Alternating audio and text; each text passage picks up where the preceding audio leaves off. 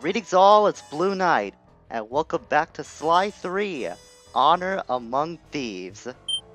Previously, we began the game and went through the prologue, the beginning of the end, where we found out about Sly's major goal of this game is to get into the Cooper Vault. But before we could do that, we had to find out how he was able to assemble the massive army of thieves that we saw in the prologue. We also spent some time in the hazard room to go through some mandatory trainers to get through obligatory tutorial stuff. With all that taken care of, today we start the first official episode of the game, an opera of fear. Getting inside a world-class vault would take a team of world-class thieves, a group of specialists, each member contributing their own particular talent. It was clear that we needed Murray back. Not only was I missing a lifelong friend, but his brute strength helped get us out of more than a few scrapes in the past.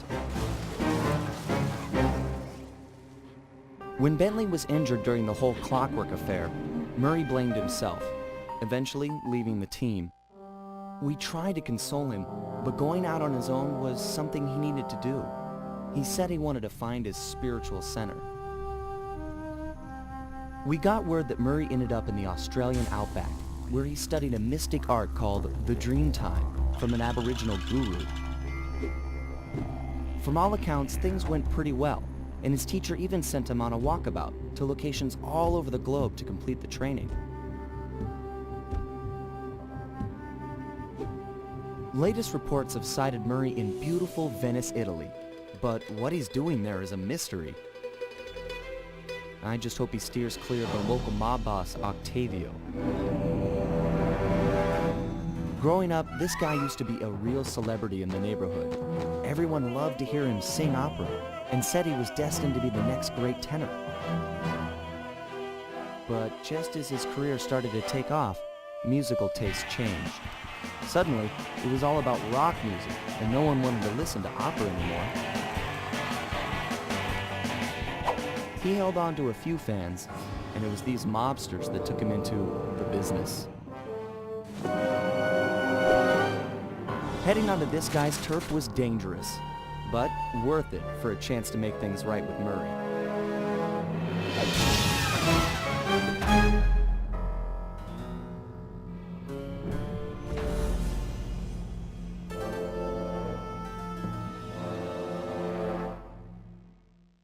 And now we know the main premise of this episode is to get Murray back on the team. So welcome to, I guess, sort of beautiful Venice, Italy. It would be a lot more beautiful if it weren't for all these masked thugs roaming the streets. So we're getting a quick view of the landscape and seeing what we're up against. Got a Ferris wheel, some canals, which is pretty common for Venice, if I have to say. I haven't been to Italy before, but I'm pretty sure that is commonplace. At least to some extent. And while Sly's performing all those acrobatic moves on the rooftop, Bentley had to haul ass on the ground with his wheelchair. Clearly he had the rougher time of the two. So here we're at the safe house.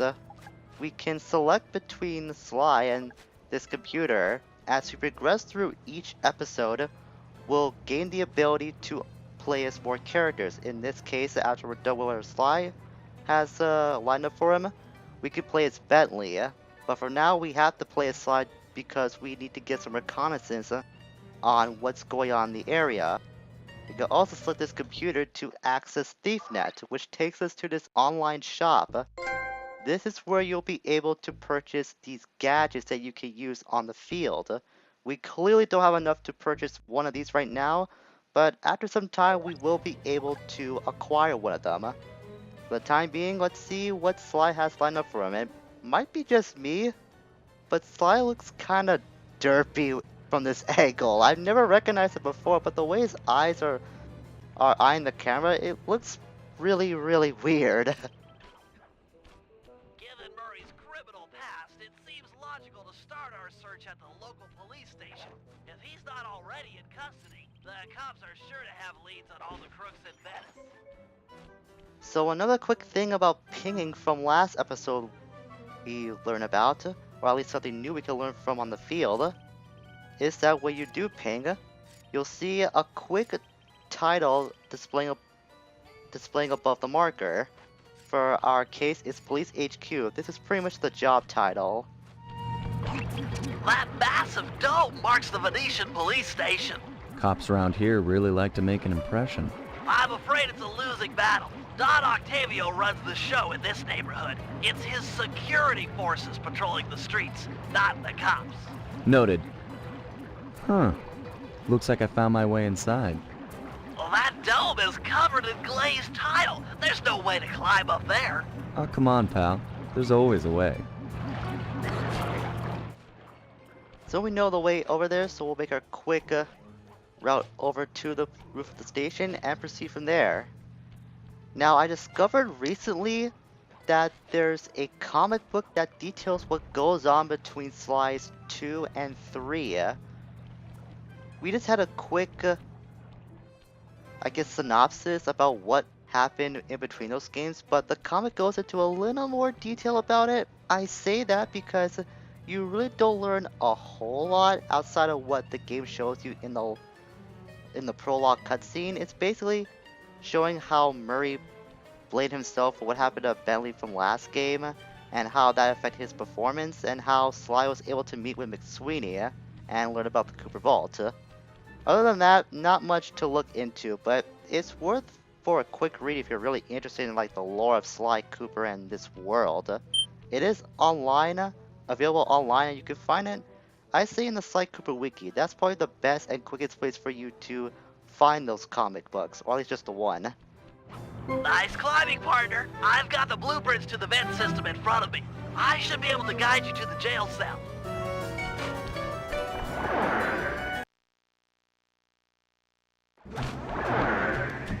Hey, Murray? Is that you? Murray, that name's a stain on my pants, bro. What? Cooper, you got some fuzzy dice to come round here. Dimitri. Long time no punch. See, you're still in jail. And you steal a cracker box. Let's get past the name calling and get to business. Looking for main man Murray, eh? Sorry, but I'd rather see you get busted big time. God! Policia! Wait! And now we have something new to Slide 3. It's these thought bubble segments that we'll be encountering every now and then. So for Dimitri, we gotta think of some way to make him keep quiet. When this happens, you'll be presented with 3 choices. In our case, we can either threaten him, use flattery, or cut a deal with Dimitri to make him shut up. So let's see, I think I'll go with threatening him first to see how that goes. It might not be the wisest thing to do, but you never know. Intimidation is sometimes the best route to take. Rat me out to those cops and I'll get thrown in there with you. It'll be a heck of a cage match, and we both know who will win. Or did you forget Paris? Worth it to see your smug face behind the bars. Okay, that didn't work. So when you do get the wrong option, your number of button inputs do decrease. I actually know most of these right answers by heart, but I can't guarantee I'll get them all on the first try. Actually, I'm not planning to do that. I want to show off every option that is available in these thought bubble segments. If I do end up picking the right one by mistake, then I will show the remaining options that we missed out on at the end of that episode. Like I said, I do know most of them by heart, but I'm gonna go and try to select all options to present every single one of them. So let's try flattery next, to play to his ego a little bit. Where's that generous nature you're so famous for? I always pegged you as the bigger man in these types of situations. I'm a big man. Big with the payback and the sex appeal. Got that, Ant? I control the beat on this track. You're just a dancer. That's not how I expected that to go. I thought Dimitri would be a little more positive towards that. So sometimes, as much as you don't want to do it, you may have to give in to the other person, or have to make some sort of thing that might compromise your moral code or something. I don't know. It's just something that you might not want to do, but you'll have to do it anyways to get the other person to agree with you or something. In this case, we'll try cutting a deal with Dimitri to see if he could get him to our side. If those cops get their mitts on me, who's gonna break you out of jail? You might get the cell door open, but the cops would throw down and bust me on the way out. And then I'll get the double sentence. Grief! He's right. It'll be tough getting him out of here. I need a plan. What we can do is disguise ourselves as police, then walk out. I can distract the cops so Dimitri can slip out, or take him with us through the air vent. Actually, let's try the air vent first. It's the easiest route that we have available, and we'll be able to slip out without anybody recognizing. Look, I got in here through an air vent. We can both use it to escape. I can't fit in no vent. You spy my macho frame? I'm packing too much sexy muscle to fit in vent like you stick dudes. Okay, that didn't work out so well. Then again, no Dimitri, I should have expected that kind of reaction. Alright. He is a bit of a fashionista, so let's try the disguise option. He may not like the outfit, but whatever it takes to get us out, right? Tell you what, I'll steal a couple of police uniforms. We'll suit up and then just walk out the front door. Come on, man. I'm a fashion all-star. No way, no how I'm dressing up in polyester pig suit. Something's worse than jail. I don't know why, but Dimitri strikes me as the kind of person that would take death over wearing bad clothes. That just seems to be the kind of person he is. Some people are just way too obsessed with fashion, I swear. So we gotta give in to Dimitri again and pick the option that will harm us the most. So we distract the cops so he could get away. How about I get the cops' attention, then run for it? Once they're all outside shooting at me, you can slip out no problem. No, that's a plan I can get behind. Dimitri is free and Cooper is cooked. Key for sale is in head cop lady's office. Okay, great. This other lock won't be a problem. I should be able to crack it by hand. Get me out of here, and I'll find Murray. No sweat. Just keep on the down low and out of sight near them coppers, bro. They're a bad bunch of bunnies. Your attention, please. So if you don't know who Dimitri is, he's actually a returning character from the last game. He was once upon a time part of a rival gang that the Cooper gang were going up against. They were known as the Claw Gang, and their objective was to use various parts of Cooper's mortal enemy Clockwork to undergo a massive spice operation. At least that's from what I remember. The whole spice thing gets kinda lost after a while for that game, in my opinion. So we can see that we have another returning character from the Sly series. It's Carmelita Fox, and she seems to be showing a little showcase, a little slideshow about Octavio. So knowing this game and the Sly series in general, it's only a matter of time before Carmelita and Sly do cross paths, because that just seems to happen every now and then. Also, Carmelita's a bit of a love interest for Sly, just so you know, if you haven't played any of the Sly games before. So we can slip on through the police meeting and get the cell door key, no problem. Nice work. Head back to Dimitri's cell and free him. If he's true to his word, we'll be talking to Murray in no time. Let's get back to business. Now, where was I? Hold tight, boys. The power's on the fritz again. It'll calm down in a few minutes. Better make sure you're under a desk when the lights come back on. So pretty straightforward here. When the lights flicker, make sure you're under a desk before they come back on, otherwise you'll get caught. Other ways to get caught are going at the projection light so Carmelita can detect you, or touching one of the big ape's feet and they'll smash the table and catch you like that. So there are a lot of ways to fail this, especially at this part, but it's not that hard to get through. So wait till the light flickers back off, and we're home free. I honestly love that Dimitri is back after what happened in Slide 2. We didn't get to spend much time with him since he was the first villain we had to come across, and he was one of the least, or one of the villains that had the least amount of time devoted to him from the last game. He was pretty funny from what I remember the first time playing, and I was pretty sad that we didn't get to spend much time with him from that game, but I am so happy he got to make a return in Slide 3. He got a lot more of a larger role, I'll say that much. Can you really crack this coconut? Sure, just takes a light touch. Cool. Let's see some shine, bro. I swear, you spring me, and I'll hook you up with that plump dog Murray. Dig? This safe will be tough to crack, but I've seen you open harder locks. Slowly rotate the left analog stick until you feel a vibration. Stop, then go in the other direction, again feeling for the vibration. Then a reverse direction again, and stop when you get the third vibration. Once the green light goes on, let off the stick and you're in. This is a lot harder on the PS3 version because you don't have the rumble feature to tell you about when the vibration's going off, so you have to rely on looking at the blue rings in order to do that, which is what I'm doing. But it's not that hard to go through if you do pay enough attention. I'll do like I promised and distract the cops so you can make your escape. Solid. Don't worry, no mind. Straightway I'll password for Murray to find you. Meet at Rialto Bridge. Big Italian landmark. Okay, guess it's showtime.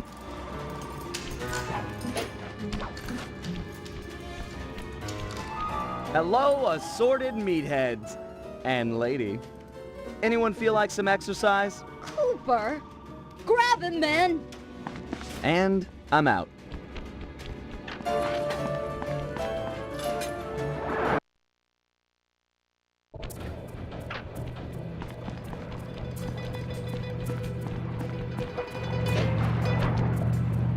You've got some serious nerve showing up in my squad room. I was concerned we were growing apart.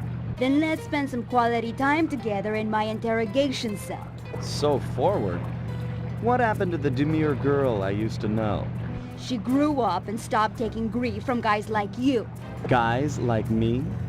Are you saying I've got some competition for your affections? You're the only man in my sights right now. It's not that hard to avoid Carmelita's shots, just keep moving and you'll be able to avoid taking damage from her.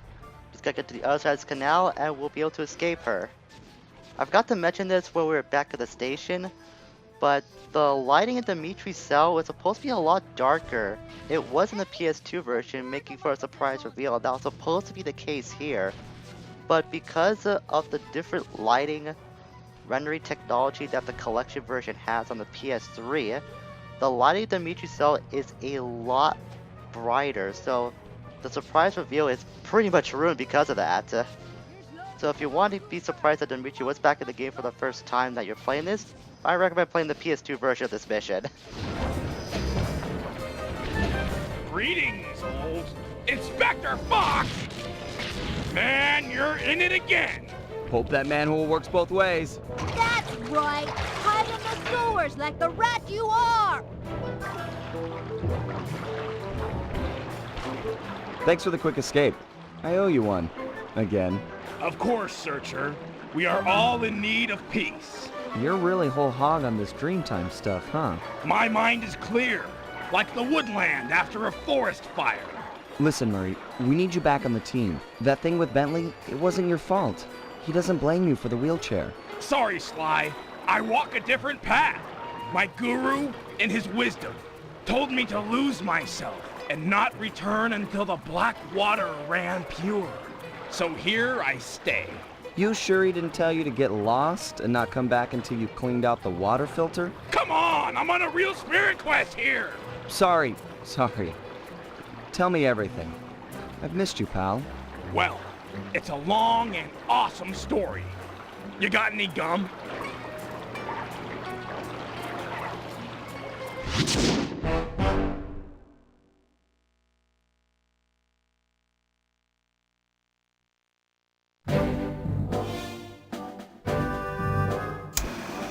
Murray refuses to join the gang until the commitment to his guru has been fulfilled. Whether we like it or not, we've got to deal with Venice's tar problems in order to, as Murray puts it, make the black water run pure. Thanks to Inspector Fox's fine detective work, we already know that Don Octavio is somehow connected. As non-law operatives, we'll be able to tackle the situation in a more head-on fashion. First, we break into Octavio's opera house. If he's hiding anything, we'll find it. We should also keep a close eye on the dog. Some photographic evidence of him connected to the tar might be enough to get the old mobster put away. Of course, meanwhile, I'll monitor local communication frequencies. With some luck, we might pick up some quality intel. And after that slideshow, we now know what to do. But before that, we have some new trainers available in the hazard room. This will make us learn how to deal with guards as Sly, some more of Sly's climbing abilities, and the Binocucom, that device that Sly used to communicate with Bentley at the start of Police HQ. And the other trainer shows how to play as Bentley since his situation has changed, for lack of a better term, from last game. But I'll be getting to those when I can show that on the field instead of going back to the hazard room. Like I said earlier in the episode, or last episode, I don't really remember. Good job on my short-term memory. I don't want to waste any more time in the hazard room showing what we could do in there when I could just show it out in the field. So after every slideshow... Oh, it's not here. Thought it would show up. I thought there'd be more gadgets that would be available after each slideshow, but I guess not. It is the start of the game, and we're still in the beginning of this episode of Opera of Fear, so I guess that does kind of make sense. But on the plus side, we do have the option to play as Bentley, which means he has a job available to do. So from this point on, we could choose to play as either Sly or Bentley. So we'll get on the rooftop and see we have 3 markers to choose from. After every slideshow, you'll have a phase of jobs to complete. Then after you complete these phase of jobs, you'll have a slideshow detailing the next phase of jobs to go through, and that's pretty much how the format works out. So let's see, I think Into the Depths is the next one we could go to. You could go into any of these markers in any order you want. You don't have to go into the order of the slideshow, but for the sake of this series, I will be going in complete order according to Bentley's slides. I just want to do that just so I can keep the narrative as I guess comprehensive to the story as possible. I just want to make it kind of make sense in the way that the game is detailing it. So that means the next time that we continue with Slide 3, we'll be going Into the Depths as our next job in the game. Until we meet again, farewell for now.